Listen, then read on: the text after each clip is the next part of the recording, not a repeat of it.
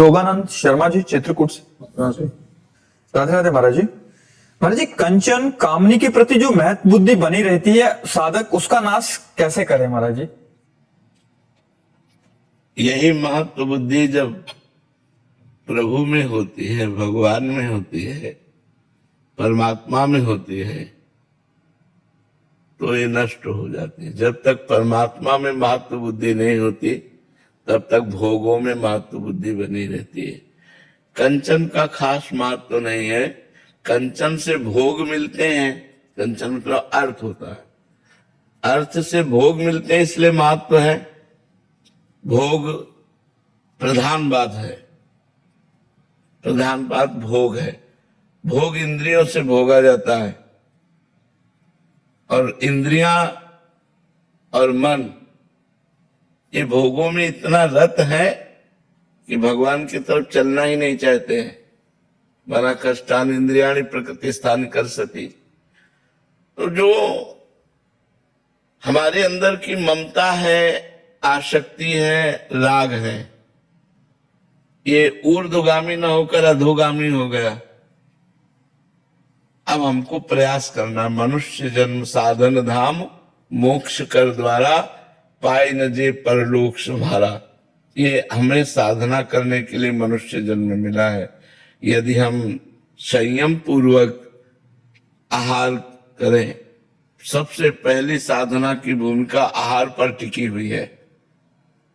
पवित्र आहार और थोड़ा आहार, सूक्ष्म आहार, दबा के खूब ऐसे अच्छे अच्छे पदार्थ भोजन को साधक में शरीर का मांस बढ़ेगा, वजन बढ़ेगा, भजन नहीं बढ़ेगा। और जब तक भजन नहीं बढ़ेगा तब तक आप इंद्रिय और मन पर विजय नहीं प्राप्त कर सकते।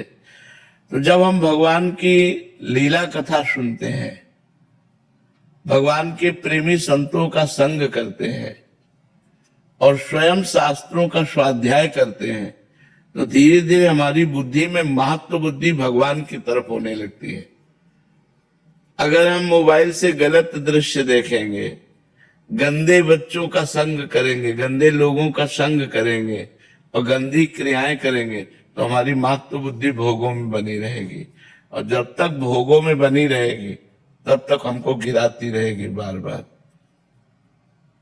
इसलिए हम अधिक समय नाम जप में, कुछ समय शास्त्र स्वाध्याय में और कुछ समय सत्संग में।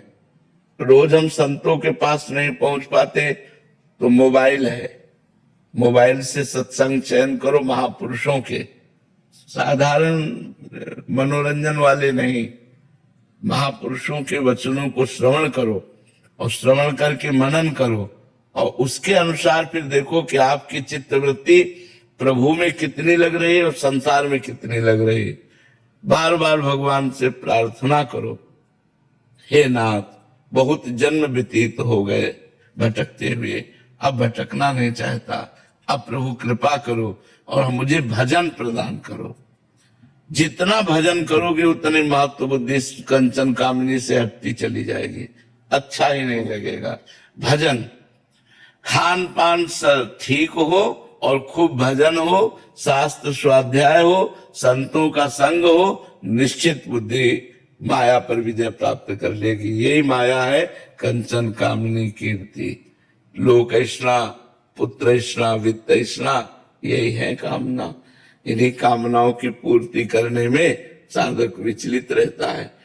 और एकांत में बहुत पवित्र समय व्यतीत होना चाहिए। अगर साधक अपना जीवन मंगल में बनाना चाहता है तो जब शयन का समय हो या एकांत कमरे में हो, उस समय बहुत सावधान रहे।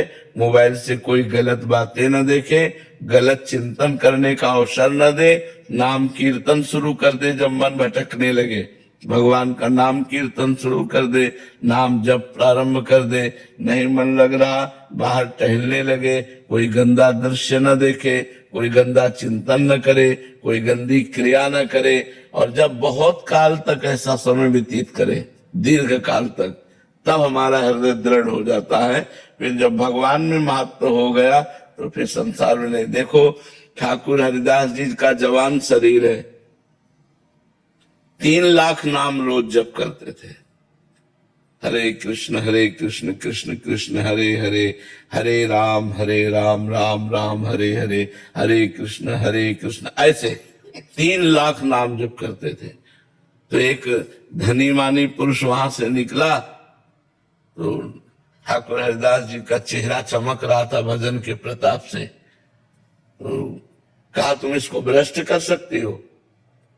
तो उनका वैश्या संघ में थी, तो उसने कहा इसको तो देर नहीं लगेगी। तो उनका तुम भ्रष्ट करो, जितना तुम रुपया कहोगे उतना देंगी। वो श्रृंगार करके उनके पास एकांत कुटिया जंगल में वो बैठ गई। अब उनसे बात करना चाहती हो, बार बार ये कहते हरे कृष्ण कृष्ण कृष्ण हरे। एक दिन पूरा निकल गया, दूसरे दिन फिर श्रृंगार करके आई, वो भी दिन निकल गया। तीसरे दिन फिर 3 लाख नाम जप करना। वो ये कहते जब हमारा नाम जब पूरा हो जाएगा तब आपसे बात करेंगे। अब 3 लाख नाम जप करना, जोर जोर से हरे कृष्ण कृष्ण कृष्ण। 3 दिन नाम कीर्तन सुनने के बाद उसको लगा मैं कितनी नीच हूं, ऐसे पवित्र आत्मा के प्रति ऐसी गंदी दृष्टि रखती हूं। चरणों में लौट गई। जब लौट गई तब उन्होंने बंद किया। हाँ, तो उनका प्रभु मैं बहुत पापिनी हूं, मैं वैश्या हूं, मैं बहुत नीच हूं। तो बोले कोई नहीं, बात नहीं, भगवान कृष्ण सबका कल्याण कर देते हैं।